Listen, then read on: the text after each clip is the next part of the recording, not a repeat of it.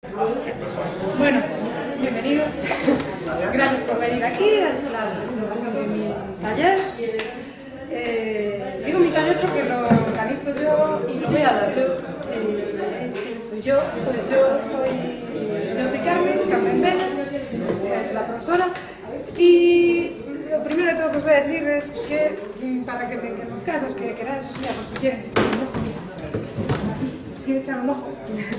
Lo primero de todo es que bueno, que yo estoy dando ahora curso de cómic en Vigo, ya hay un curso en Santiago, y mi motivación con los cómics viene toda la vida. De hecho, mi formación básica, sí, el currículum serio, que lo tenéis ahí en las primeras hojas en blanco, el currículum serio.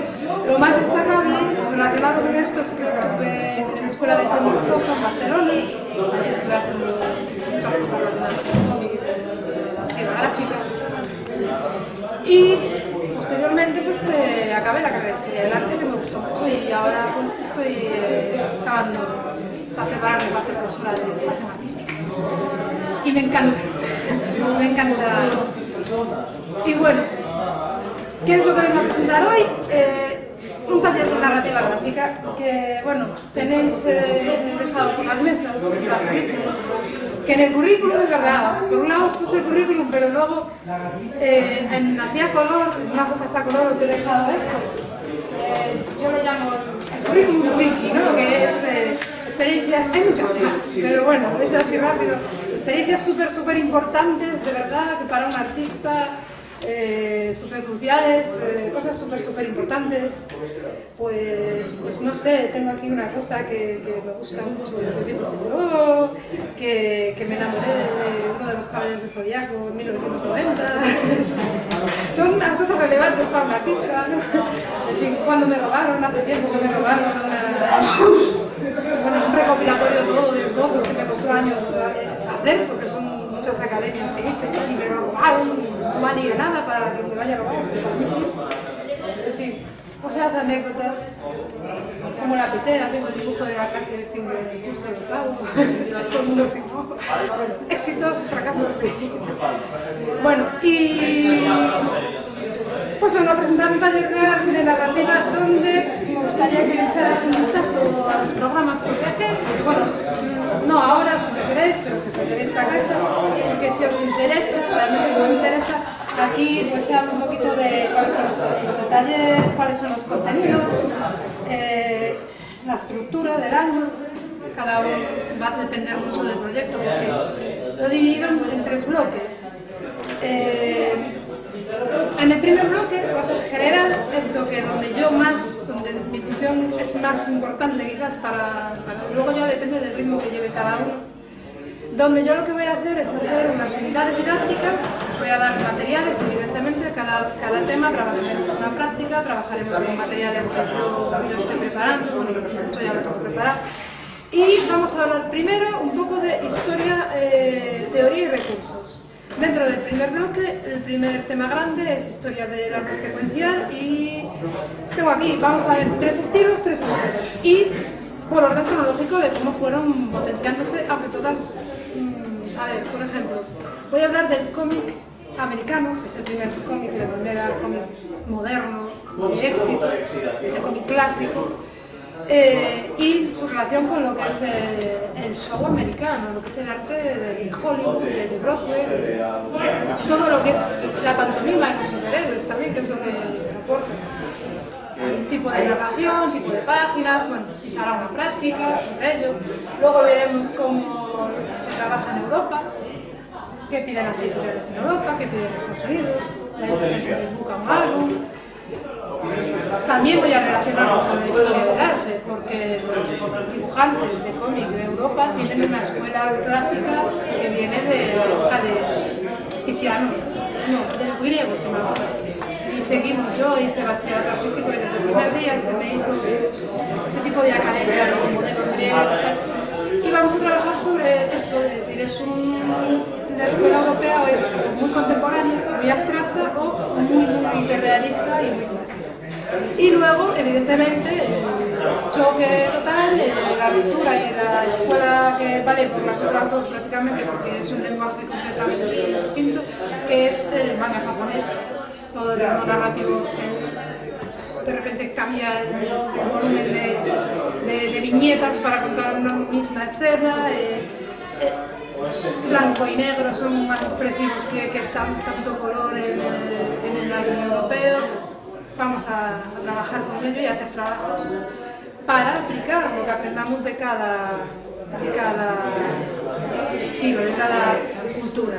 No quiero que la gente que venga al taller, bueno, vuelvo a empezar, es que yo bueno, pues eso, el primer bloque va a ser un poco de historia del arte, con prácticas aplicadas, con ejemplos concretos y porque aunque luego cada uno va a desarrollar su propio estilo, que ya lo tenéis, cada uno tiene su propio estilo, me importa que igual que a mí me ha valido saber el lenguaje que se utiliza en un lado y otro, porque yo por un lado soy occidental y en la escuela aprendí a dibujar a modo occidental, pues que previamente ya desde la infancia vengo dibujando al estilo japonés porque me gustaban esos dibujos, porque crecí en los 80 y los 90, es lógico. Entonces, como dibujante mis orígenes son más mangas que pues así nos pasa a todos. El segundo gran tema, bueno, ya empecé, solo hablé un poquito, estuve hablando primero un poco, lo tenéis en el programa, lo que uno tratamos de...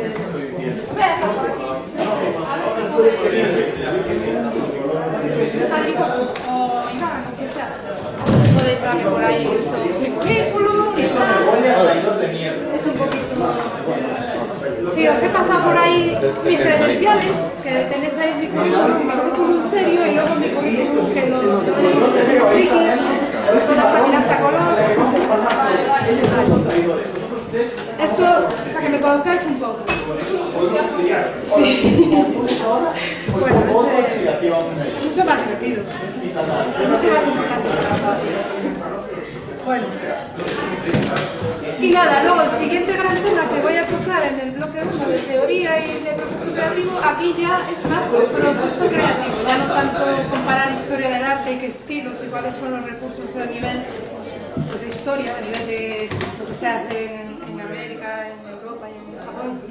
Y ya nos vamos a meter en el proceso creativo y vamos a empezar a trabajar en el proyecto personal de cada uno. Aquí pues he señalado los puntos, claro, esto va a ser, a grosso modo, pues primero trabajaremos el guión literario punto a punto, trabajaremos la idea, el mensaje, el objetivo, los personajes, el personaje principal, el personaje antagonista, lo que haga falta. Hay historias que con un solo personaje se pueden llevar a cabo, es difícil pero ya saben. Miremos tipo de trama, narraje del plot, croquis de escenas, hay que aprender a organizar una historia y seleccionar cuál es el contenido que realmente es importante para... Y pondremos ejemplos, haremos ejercicios, analizaréis.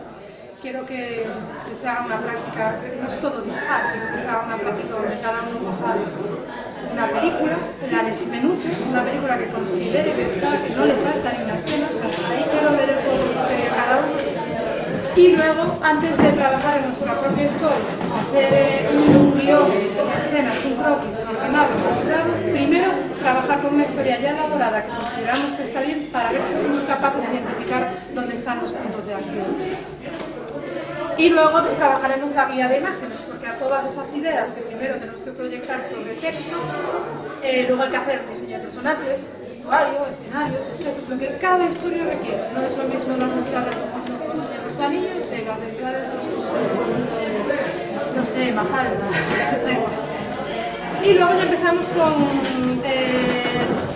recursos más específicos, los tipos de planos y transiciones, que esto es válido tanto para quien tenga un proyecto audiovisual y quiera hacer un storyboard, y luego las transiciones, que es más propia de los cómics, pero también en cine se lleva, que se aplican de otra manera.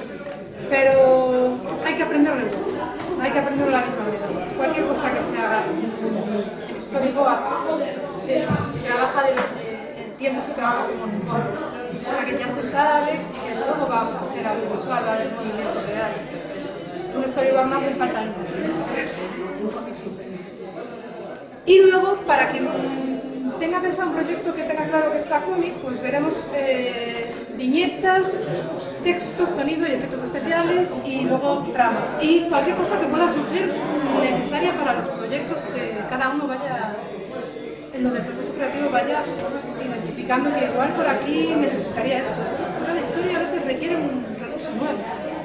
Y para los que quieran hacer un storyboard o quieran más saber cosas de cine y quieran hacer el curso de interese más por eso, pues veremos encuadre, nuevo movimiento, haremos muchos análisis de escenas relevantes de cine clásico, de cine moderno, de todo, y trabajaremos sobre stories. Luego ya no me voy a meter mucho más porque ya el bloque 2 es un proyecto sketchbook o un proyecto de guión. Para quien haga un cómic, el contenido del sketchbook vamos a trabajar lo que se hace, todo lo que se tiene que entregar a una editorial para que te aprueben un cómic, para que te digan esa historia vale. Hoy día hay que pedir te piden muchísimas cosas y hay que entregar muchísimas páginas para que la editorial, siendo alguien joven y nuevo, joven o mayor, te piden muchas más páginas. Antes te pedían 7, 8 páginas, 15, ahora ya te piden 45, lo cual vienes un álbum entero. Pero bueno, lo que hay que presentar, cómo hay que presentarlo más o menos, eso está ahí. La parte de textos y la parte de imágenes para defender una historia. Y ya en el storyboard hay que ver lo que es un guión literario y qué cosas van en lo que es el guión técnico. Lo que va de planos, son dos guiones que luego se tienen que juntar, pero son dos distintos. Unos para los técnicos y otros para los actores, básicamente, aunque todos son para todos. Pero bueno.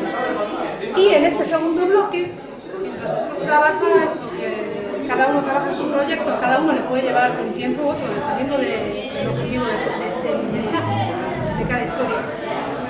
Pues vamos a trabajar cuando me entreguéis a mí o cuando vayamos mirando las correcciones, vamos a ver viendo cómo va la toma de decisiones, la organización del trabajo y la toma de decisiones, el formato, el estilo, los materiales, el método de trabajo, los recursos que vamos a utilizar, todo. Hay que tomar decisiones, no podemos empezar una historia.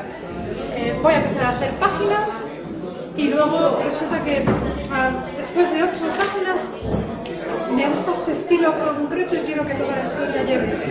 Ya estas 8 páginas he estado 3 semanas trabajando en ellas y ya no tengo. Mejor, primero lo hacemos el proyecto, tomamos esas decisiones y luego lo que surjamos surge. Las historias a veces también evolucionan, cambian. Pero bueno, si se puede evitar todos esos desajustes, mejor. ¿Por formato?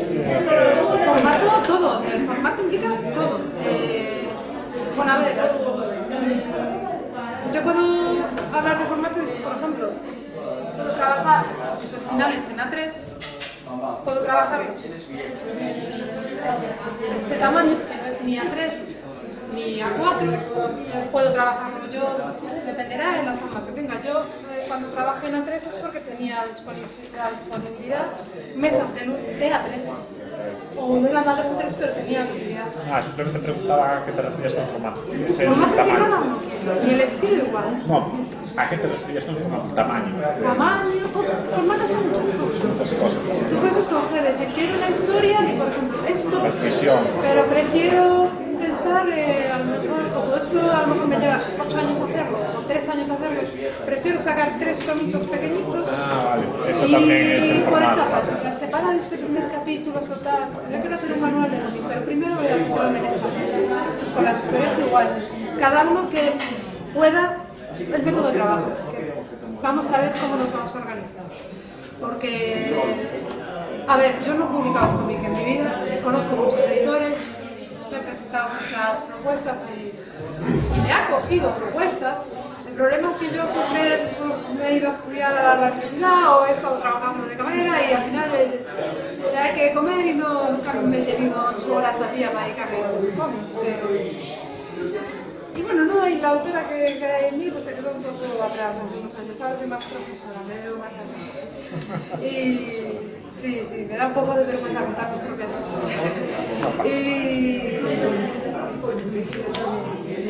creatividad. Y bueno, y por eso hay que ir organizando cursos. Lo importante es eso, cada historia va a requerir unas cosas. Y yo no me puedo meter entonces, cada proyecto lo va a llevar, o sea, cada autor es el jefe del proyecto, cada autor. Ahora, yo puedo decirle a una persona que el efecto que está queriendo necesito saber cuál es el efecto que está queriendo intentar mostrar para ayudarla a decirle, mira, esto, porque por ahí sí que le puedo ayudar bastante, porque de eso sí que sé bastante. Tengo mucha formación ya, he tenido muy buenos maestros. Allá en la Escuela de Barcelona trabajé con, bueno, me dieron profesores, un profesor que trabajó en Disney, que un día nos enseñó cuáles eran los decorados que había hecho en Notre Dame. Yo me quedé alucinada porque era más bonito eso que la película, sí.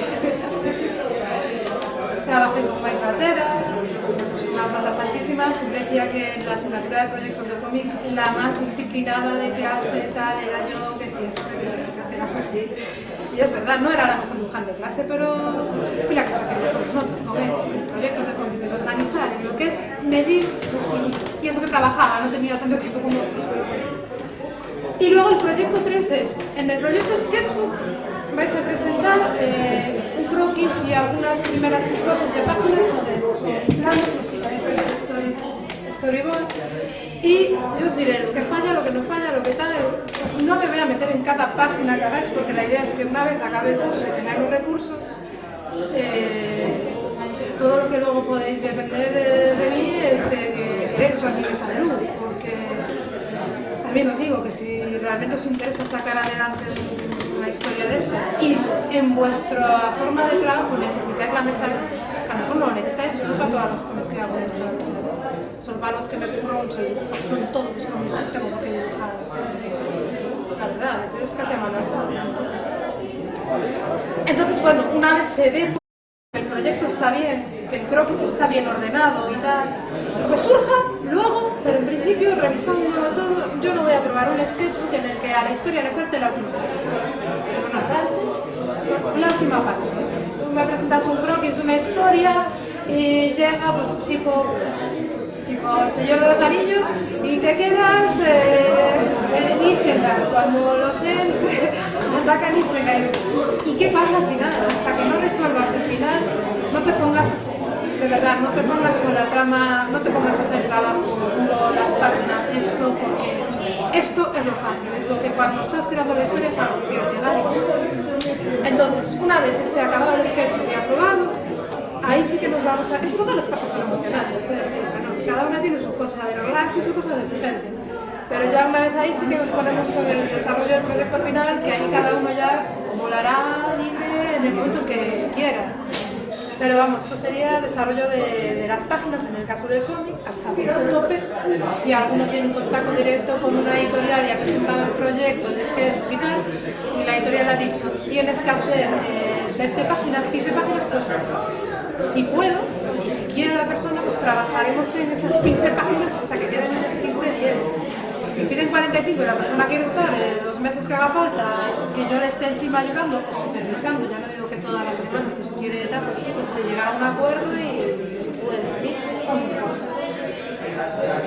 También espero que después de acabar el primer bloque ya tengáis visto bastante desarrollado como para que realmente me abandonéis un poco llegado al segundo y el tercero.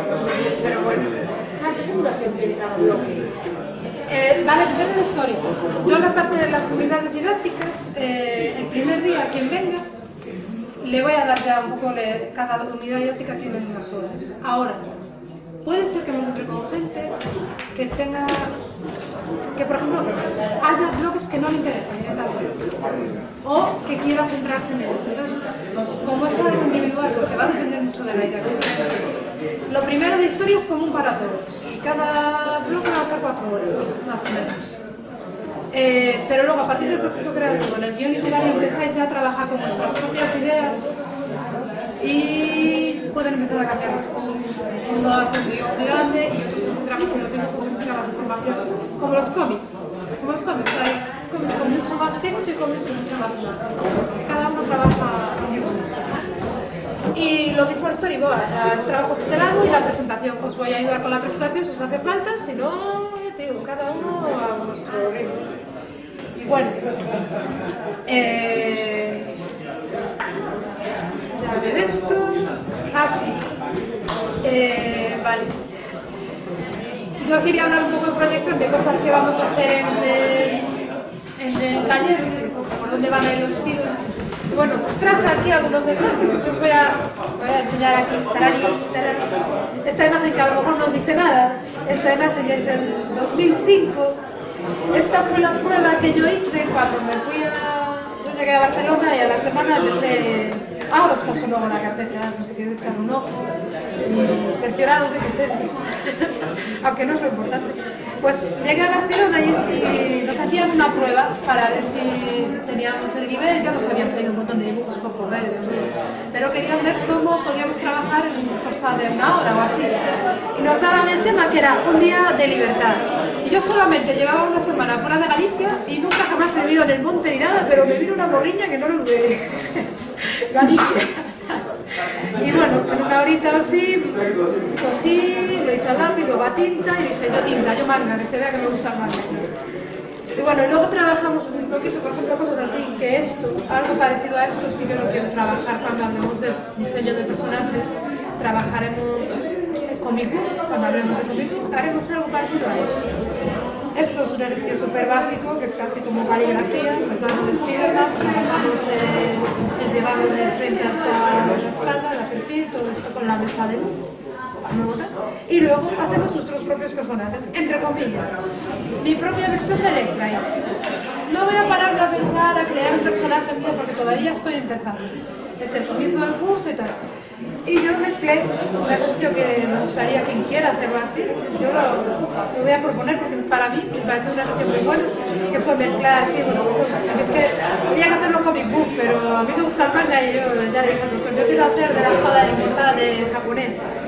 Y de hecho yo quería hacer a estas dos chicas, a Electra y a Gurin, pero me dijeron, tú haces unas chicas muy guapas, tienes que hacer un hombre. Y tuve que hacer esto. Y luego, esto era para Minecraft, y luego pues diseñar las páginas. Esto es un poco lo que vamos a hacer. Primero vamos a trabajar, pues como era Comic Book, había que trabajar el concepto página doble en formato A3, que es como se trabaja el Comic Book. Toda la transición a la quinta edición, la clase, estos son proyectos. Había que trabajar algo de narración, de páginas de diseño tal, y ya era lo último, por eso está un poco chuchurría, y había que trabajar las splash pages, porque es comic book y las splash pages es la mítica de toda figura, toda ruta. Pues esto es una cosa que entra dentro de lo que es la narrativa cómica americana y todo eso.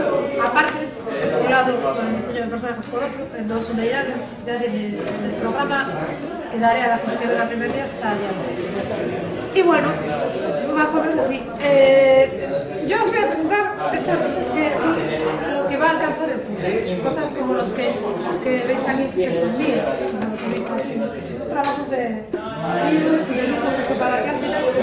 Y luego aquí, estos son de la escuela de cómics donde yo estudié. Aquí hay de todo, exalumnos, ojo, es una recopilación que es un poco de lo mismo, del proceso de creación de un cómic.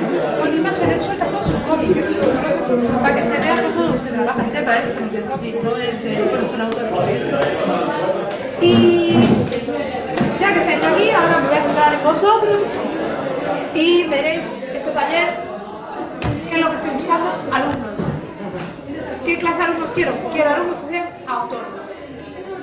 Lo que yo quiero es formar autores para transmitirle, para que ellos tengan más recursos para transmitir sus propios mensajes. Todo por medio del arte y la narrativa gráfica. Un autor tiene un objetivo, ese objetivo es su mensaje. Ese mensaje es lo que arrastra una historia.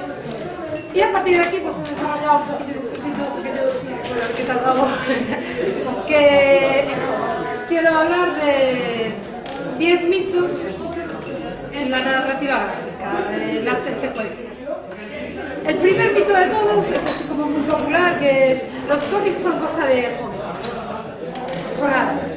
El concepto de narrativa gráfica, que viene siendo una imagen, o sea, varias imágenes que cuentan los hechos, viene ya, o sea, viene de la prehistoria, pero viene sí, porque los cazadores están en un lado de la piedra y va avanzando, el bicho está en otro.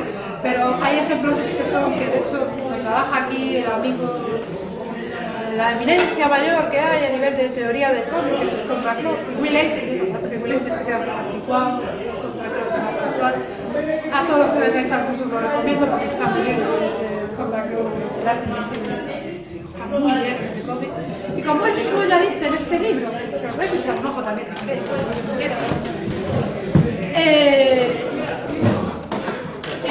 La narrativa gráfica, el arte secuencial, ya se da en los jeroglíficos griegos. La columna de Trajano, los relieves son una escena detrás de otra, hay transiciones incluso entre una y otra, pues puede ser un muro de unos arqueros haciendo algo, ese mismo muro se utiliza para que de espaldas un arquero con otro esté haciendo otra batalla diferente que fue la siguiente. Narrativa secuencial, el concepto de película, como tira, es la columna de Trajano, eso es de Roma, es antes de Cristo.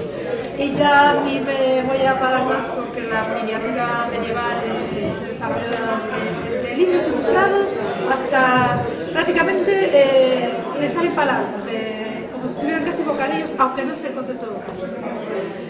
Así que lo de que los cómics son para jóvenes ya me parece una cosa horrible.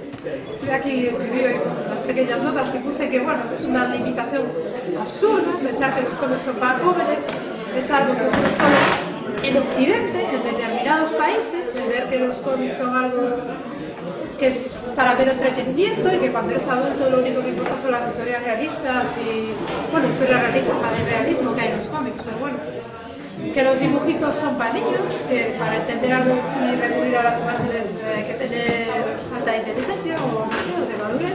No, eso simplemente es un interés capitalista de que el capitalismo está atado a la ignorancia y es una limitación en el sentido del valor de lo que es un formato artístico que junto con el cine es el formato artístico que tiene más recursos sensoriales, porque allá donde el cine tiene un movimiento real, el cómic puede trasladar movimiento, y allá donde el cine tiene pues sonido real, ahora tiene sonido real, que no siempre tuvo, el cómic puede expresar con el diálogo, luego tenemos una imagen ahí de una onomatopeya suave. Sí, ahora os pongo una cosilla. Bueno, el segundo mito, esto ahora son el segundo rapidito. El segundo mito, narrativa gráfica. Lo que se entiende por narrativa gráfica, si yo os digo ahora que me defines narrativa gráfica, yo no sé lo que me dirías. Tú me dirías. ¿Qué te dirías? Narrativa gráfica. Sí. Por narrativa gráfica tendría cualquier tipo de historia que lleva algún tipo de soporte de imagen, algún tipo de soporte visual. ¿Algún tipo de soporte visual? Algún tipo de soporte visual, o sea, eso, de imagen, no de letra, ¿no? Claro. Estoy intentando dar cual un poco que lo que digo yo, la narrativa implica una narración, una historia, con lo cual implica un texto. Texto. Aparentemente implica texto, la palabra narrativa. La palabra gráfica implica un concepto visual.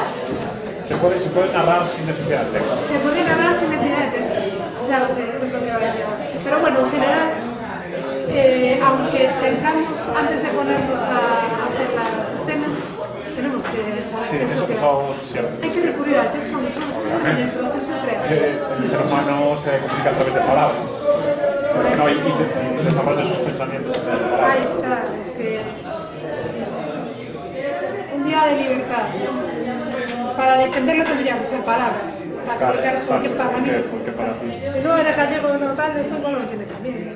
A veces no estás trabajando. Bueno, tercer mito.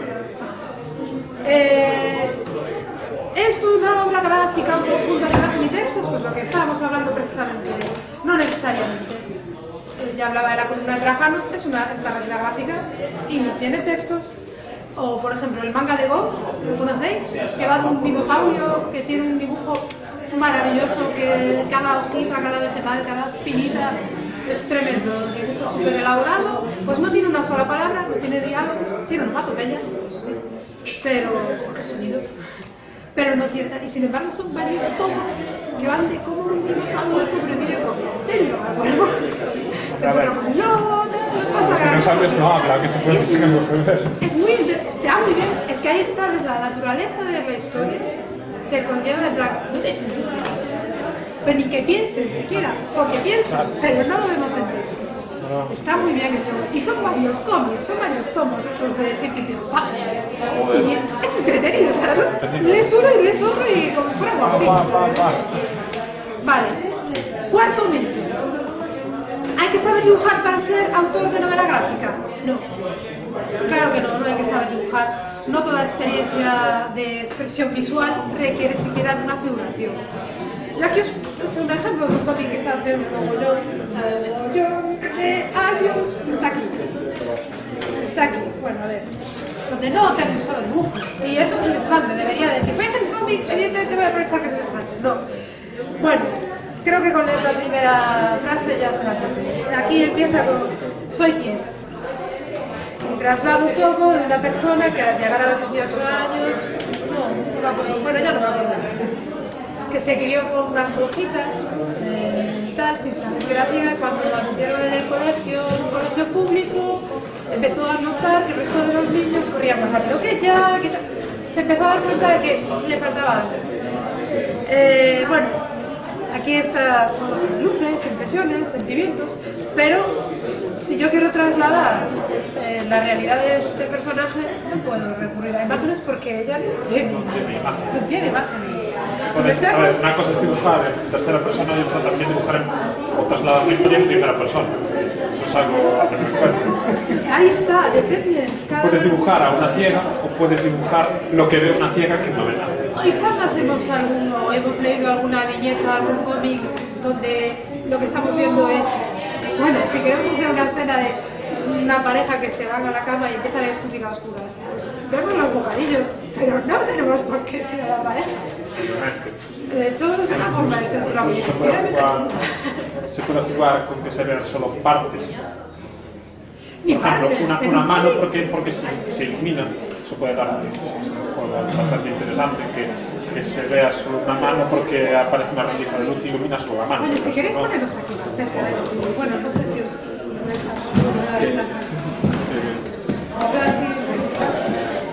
Y luego, hablando de cómics sin texto, a mí me contaron, yo no llegué a verlo nunca, pero me lo contaron un par de personas de distintas ciudades, entonces creo que existe realmente. Me hablaron de un cómic que ya me parece ya, que venía plastificado, solo se podía comprar plastificado, y se llamaba El Túnel. ¿Cómo? Se llamaba El Túnel. Y que por lo visto, yo nunca lo vi, me gustaría verlo, me parece una idea grandiosa, cabrona. Y lo abres y es negro. Se va oscureciendo, se hace más profundo y poco a poco hasta que sales del túnel y te pone otra vez el paisaje de salir del túnel. Hay dos dibujos entonces, luego son degradados de gris a negro a gris otra vez. Y me pareció decir, eso es una quedada, es un cómic hecho en 3 días, pero es una quedada y es original. Es una buena idea. Ahí están vendiéndonos una idea cachonda. Nos están gastando páginas por la cara, nos están engañando, pero nos reímos. Sí, bueno, oye. Yo lo guardaría si lo encontrara. Yo sí lo compraría, pero... Tú lo comprarías, pero si encuentras en algún lado te lo quedas.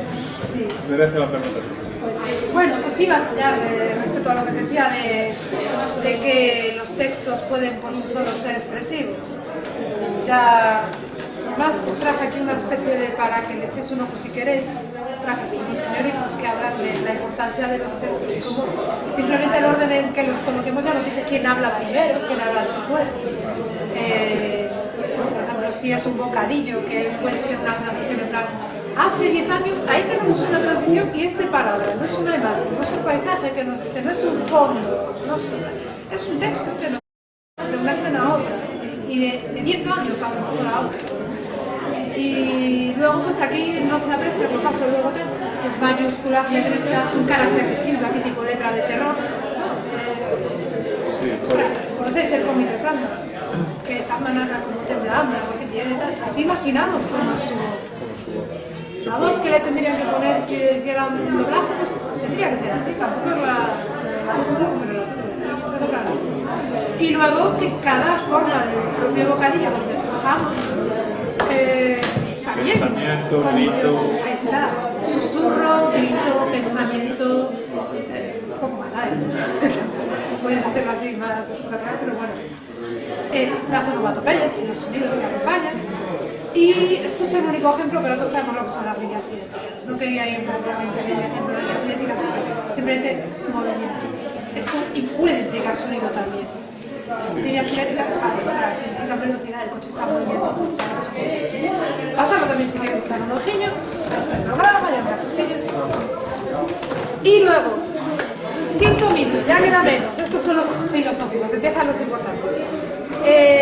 Antes hablaba si había que dibujar para ser autor de cómic. Falso, mentira. Ni siquiera hay que saber dibujar, aunque se utilice dibujos en cada viñeta. Incluso aunque se use más de la imagen que del texto. Muchísimos storyboards son de gente que no sabe dibujar, pero hace como monigotes y vaya pedazo de películas hace. Quinto mito. Para ser autor de una narrativa hay que ser un buen escritor. Tampoco. Dependerá del mensaje que se quiere llevar a la historia, o sea, dependerá de la historia. Por ejemplo, pues un ensayo tiene que estar escrito. Tú haces una investigación, yo veo una historia, tengo que escribirlo bien. Pero un poema tiene que expresar sentimientos. Todos los conocimientos que yo pueda tener de gramática, todos los conocimientos que tenga de vocabulario, no van a alcanzar la fuerza que yo necesito, no sé, lo que quiero expresar, estos sentimientos, la sensibilidad, depende de lo que sea, a lo mejor es dolor, pero...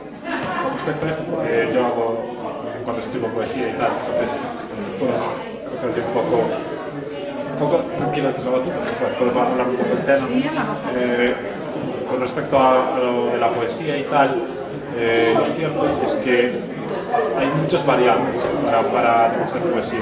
Lo primero es que, a ver, todo recurso ayuda, obviamente, pero sobre todo lo que tienes... O sea, no es necesario, pero sobre todo lo que sí que es necesario es conocerte un poco quizá a ti mismo y qué quieres expresar. Ahí ya no lo sabes, claro, porque o sea, sabemos de gente que ha tenido problemas a nivel emocional, que tenía problemas mentales incluso, y sin embargo como poetas no te convencen. Claro, pero precisamente, o sea, no conocerte o investigarte, aprender a investigarte a ti mismo, atreverte, un poco sobre todo el atrevimiento.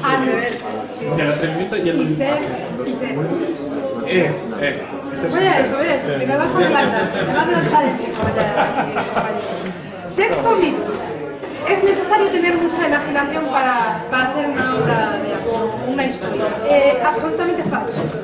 No es necesario tener mucha imaginación. Es como decía el otro día, es como saber dibujar para hacer un cómic. Puede ser lo mismo, te puede ayudar lo mismo que ser muy alto para jugar al básquet, pero no es una condición, no es un condicionante para jugar bien al básquet, lo sabemos de sobra, grandes jugadores. No es necesario tener mucha imaginación, de hecho lo normal en un adulto es que sus historias no estén agarradas a la inventiva. Si nos vamos a obras de grandísima imaginación, de fantasía pura y dura, el referente es Tolkien.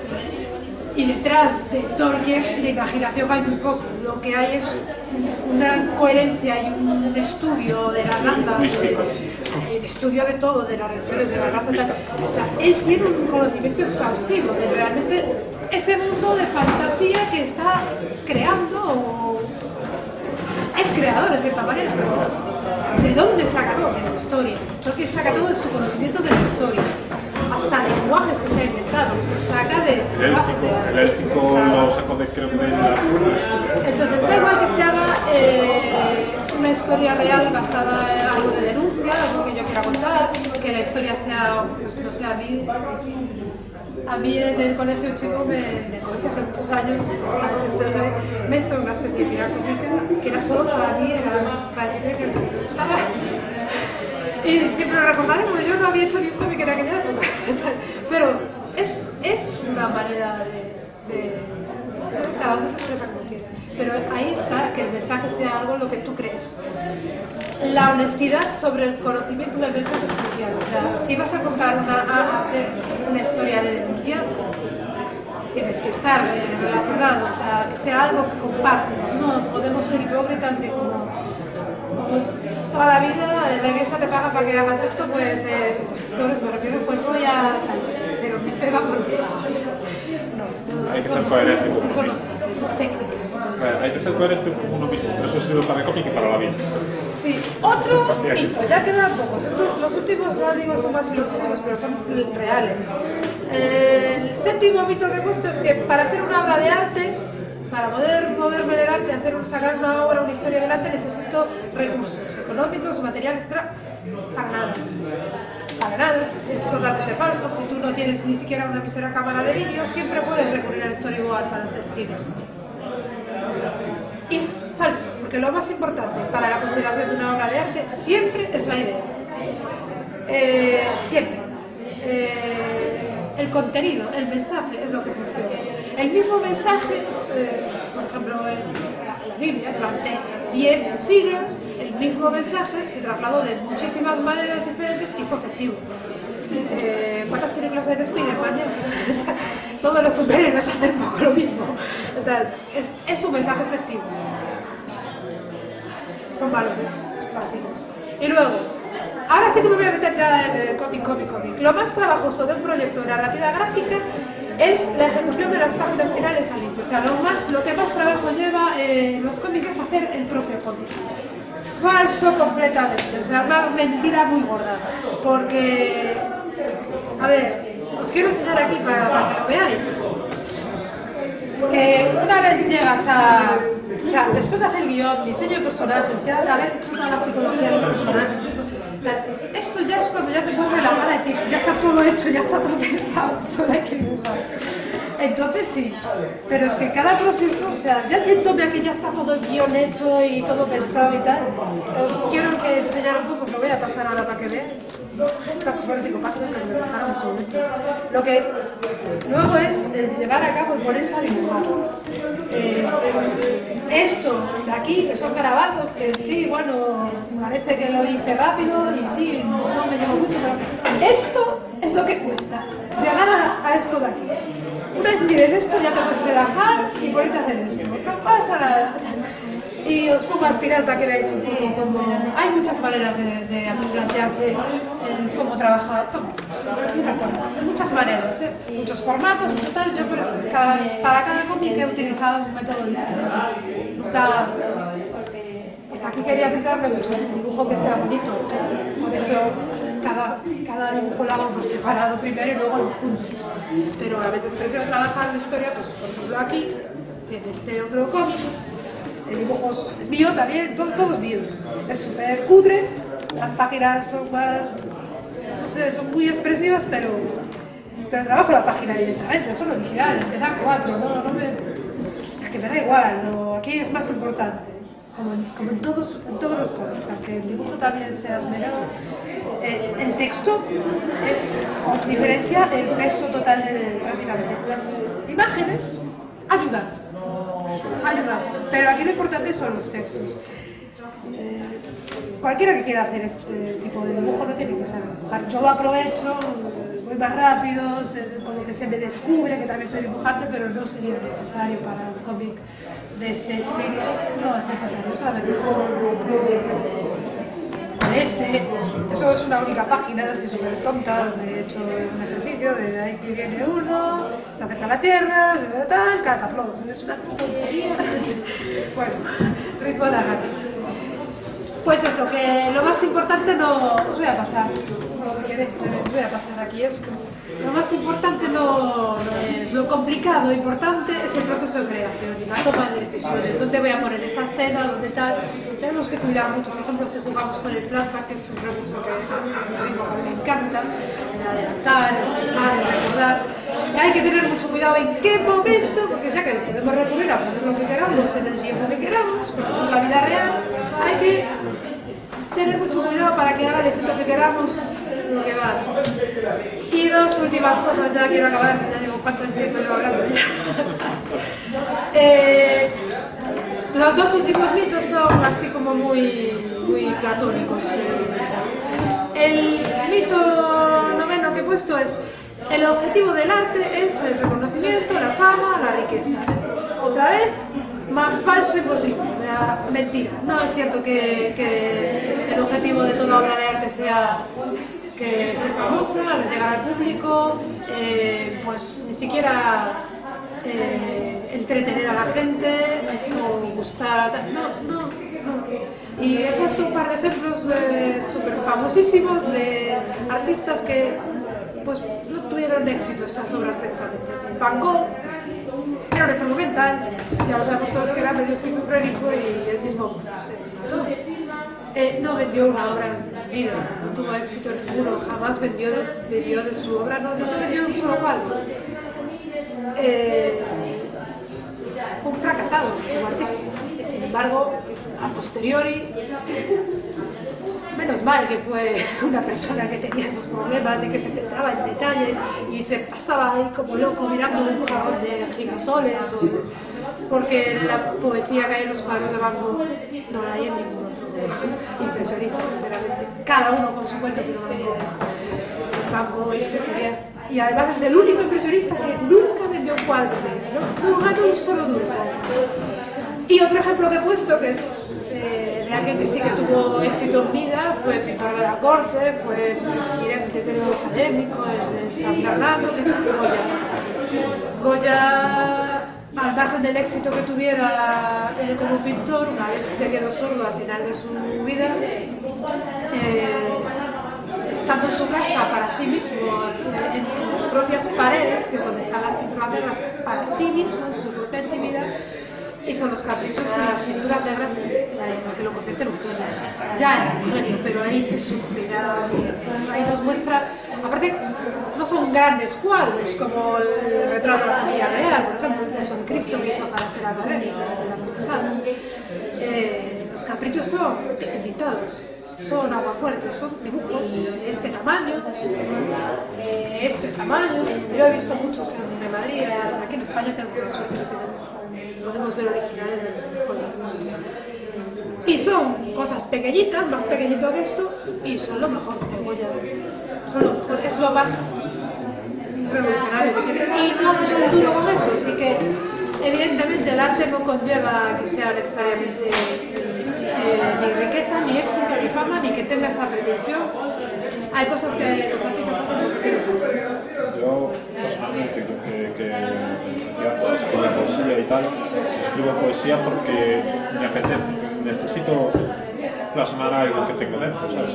Porque simplemente a veces estoy cansado de hacer otras cosas y digo, me apetece escribir, quiero hacer algo, tengo la necesidad de hacer algo, y digo, que, ¿sabes? Aparte es algo que siempre se me dio bien, ¿sabes? Por ejemplo, yo para lo que es dibujar tengo muy poca paciencia para eso, me frustro muy fácil, pero la poesía, que tengo cierta facilidad de palabra natural, pues digamos que muchas veces me sale, ¿sabes? Como es algo que me sale automáticamente, pues digo, pues me voy a poner a dibujar. Incluso hay veces que aunque no tenga nada especial que decir, pues me apetece ponerme a reflexionar sobre cualquier historia o sobre cualquier detalle o tal, y me pongo a escribir. Es más, considero no solo arte algunas de mis poesías, sino algunos de mis comentarios de Facebook. Sí, alguna cosa añadir eso. Me explico, o sea, estoy dando muchas veces, yo soy una persona muy puntillosa y doy un pedacito de mí con cada puto comentario. Es una manifestación. Exacto, es una manifestación. Queriendo trasladar un mensaje, quieres hacer de alguna forma, donde la forma en la que lo dices, por lo cual hay que... Y no solo la forma, o sea, el propio mensaje puede ser algo tan cargado de rabia y de pasión en ciertas personas. Yo soy una persona muy pasional, una persona muy visceral, y la forma efectivamente de hacer las cosas, o sea, va tan cargado de pasión un mensaje, va cargado de tanta rabia que yo en cierta forma lo considero como un pedazo de mí, ¿sabes? En esa exposición, incluso aunque sea la exposición más racional del mundo, se nota que hay algo dentro de mí que vibra cuando hablo de ese tema. Te estás expresando, dando a conocer. Lo mismo que hacía... Yo siempre digo que la sociedad no necesita... O sea, el ser humano no necesita la informática ni la tecnología, aunque la sociedad de hoy dependa totalmente nuestra sociedad de eso. Sabemos perfectamente que en el mundo hay culturas y hay lugares en los que no han visto un ordenador, no han visto un quirófano, o sea, la biología con todo lo que aporta a la ciencia, para la salud, no en todas las culturas es necesario. Sin embargo, no existe una sociedad, por pequeña que sea, en la que no haya manifestaciones artísticas.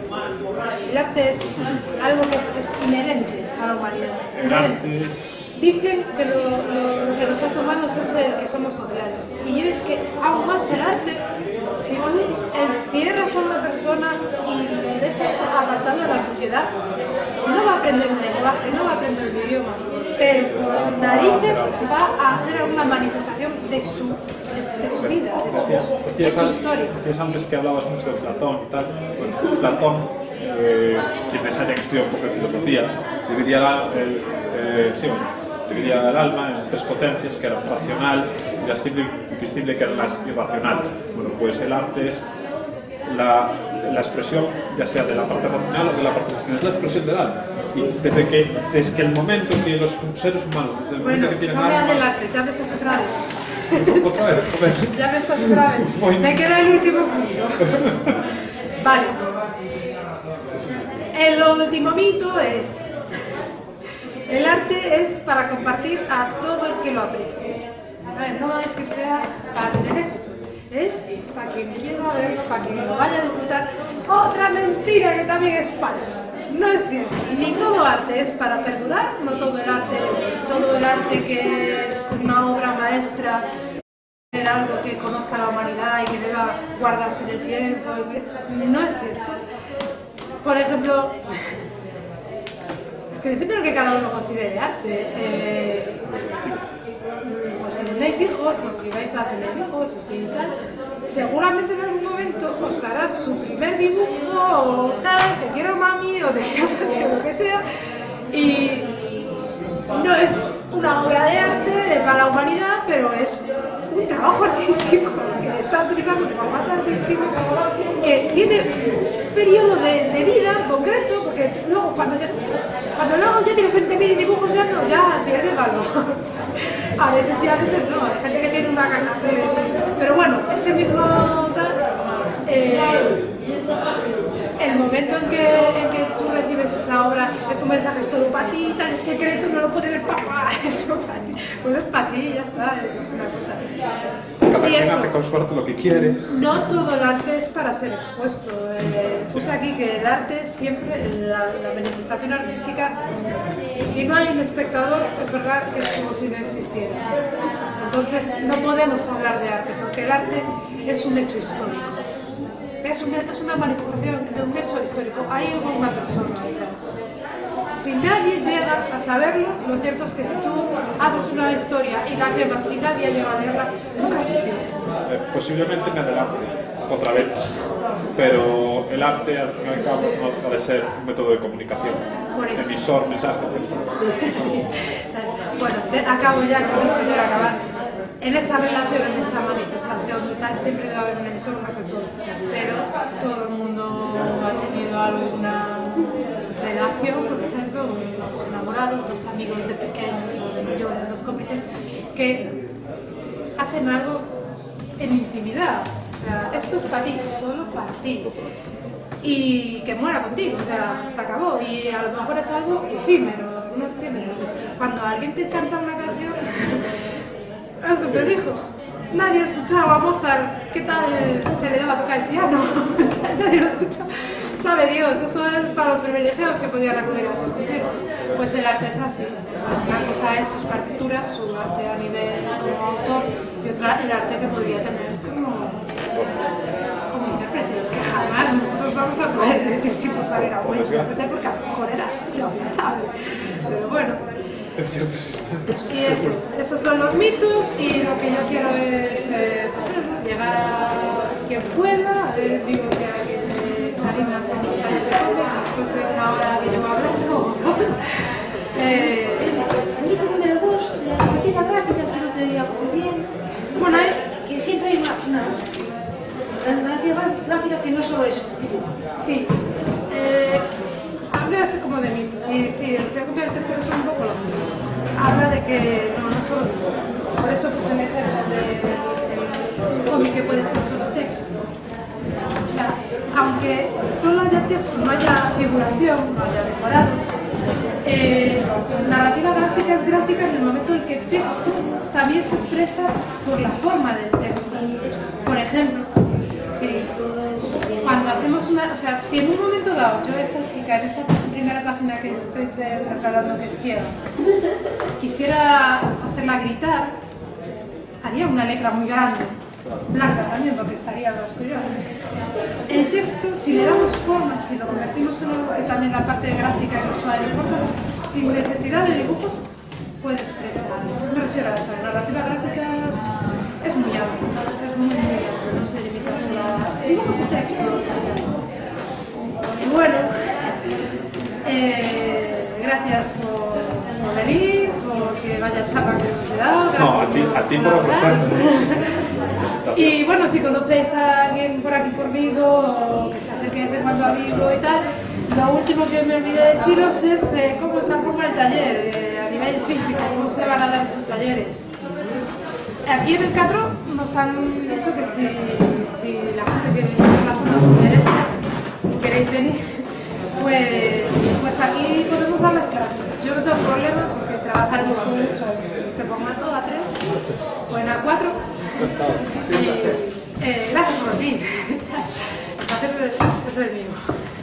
Y luego puede ser aquí, en este local, no sé si podemos ocupar aquella zona de aquí, que me parece mejor, sinceramente. Si alguien quiere que me desplace a su domicilio, pues hablaremos de un poquito un coste más, pues yo, pues ahí el coste son 25 euros al mes y hago una sesión intensiva a la semana de 4 horas. Con el horario como vaya surgiendo, si consigo hacer un grupo y se lleva bien y están aquí, pues que trabajen juntos. Si alguien prefiere trabajar solo conmigo, nos apañamos, venimos aquí un día. Es como clases particulares, y lo pongo a precio de oro porque a mí me costó esta formación, me costó cara, que te cagas. Y nada, simplemente que para quien esté interesado, les puse ahí, os di el ejemplo del currículum friki porque me gustaría que quien tenga claro que quiera hacer este proyecto y empezar un proyecto conmigo, yo necesito para saber cómo alcanzar esos proyectos, conocer la personalidad, las influencias, tal, algo parecido. Un currículum friki diciendo cuáles son las obras que os han influenciado, qué es lo que os ha movido a vosotros a trabajar, pues a mí y ahora está vuestra vida un poco como artistas. Y luego eso, lo que os comentaba antes, siempre tiene que haber equidad. Yo no creo yo ahora mismo estoy acabando un máster, en la carrera ya lo he pensado, siempre en cualquier proyecto artístico lo he pensado, que yo necesito unas directrices como todo el mundo. Por ejemplo, igual que a Da Vinci le decía darme un retrato de esta tipa y ahí está la Gioconda. La mitad es Da Vinci, mucho más de la mitad, pero también está que es esa señora, es ella. No, tenía que pintar lo que veía. Pues igual, si yo... No has acabado alguien que quiere hacer. Claro, yo os voy a dar unas notas, voy a procurar siempre voy a ser objetiva y os voy a razonar cualquier corrección que os haga, cualquier cosa que os diga, no vayáis en esa dirección. Si os digo algo y resulta que me estoy equivocando, ahí es donde tendremos que ir, porque si yo me pongo como espectadora y algo no me acaba de cuadrar, por eso yo mantengo que esto no... Algo me está faltando de saber vuestro argumento que también el espectador necesita, con lo cual, de verdad os digo que os fiéis de mí. Que para esto tengo buen ojo. Las ideas buenas tienen que ser vuestras, pero yo sé desmenuzar las historias. Y bueno, espero serviros para muchas cosas, para trasladar las historias y contéis conmigo y que mi teléfono está aquí en el programa, aquí abajo, me llamáis. Si en un momento no cojo, me enviáis el WhatsApp, sí, yo te esto, yo te aquello. Yo sí no voy a estar contigo en el verano, supongo. También es eso, lo pensé para arrancar en Vigo, nunca empecé en Vigo, estuve en Santiago yo. Llevo en Vigo año y medio. Y quiero empezar en verano, pero esto es, el proyecto es la continuidad que cada uno lleva. Y cuando cada uno decida, ya me voy a volar por mi cuenta, entonces conmigo estás un año y luego con ese proyecto te pasas 6 años más o 10 años más, por tu cuenta. Ya puedo hacer más. O puedo, pero ya no. ¿Y esas 4 horas intensivas tienen que ser todos y todas el mismo día? No. Ya me pasó en Santiago igual, que por cierto, si alguien quiere una base de dibujo, también os he dejado unos programas. Sí, aquí dibujo.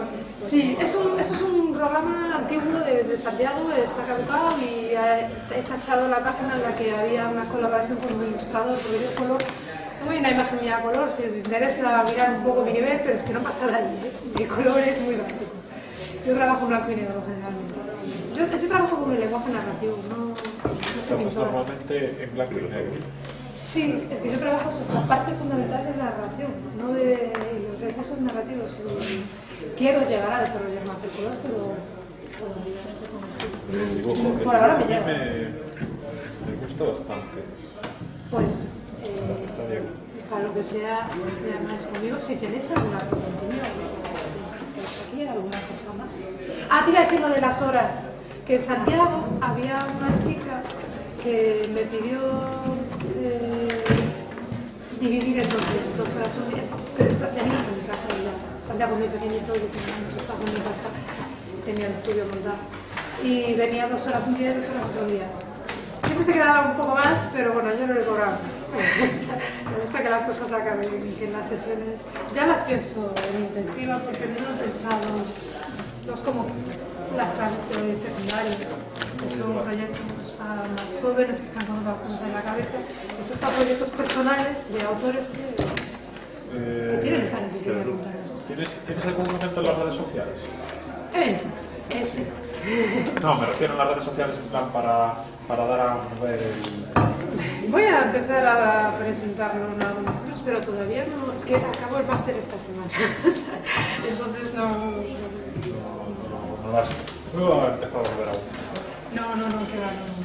No, y de hecho me parece que tenemos que ir recogiendo que ya tiene prisa. No, tranquila. No, es súper... ¿Os gustó?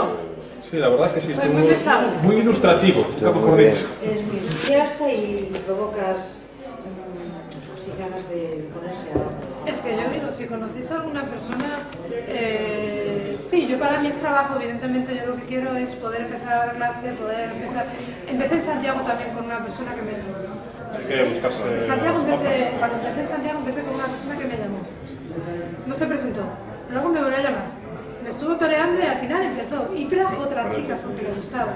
Y al final conseguí salir adelante pagando el alquiler varias veces gracias a esto. Pero bueno, no es por eso, porque yo tenía un trabajo de azafata, no era por eso. Pero bueno, sí que realmente a largo plazo... ¿Te gustaría vivir de esto? Sí, yo quiero poder combinar dar clases en secundaria, como pueda, más en historia y en historia del arte más que en plástica.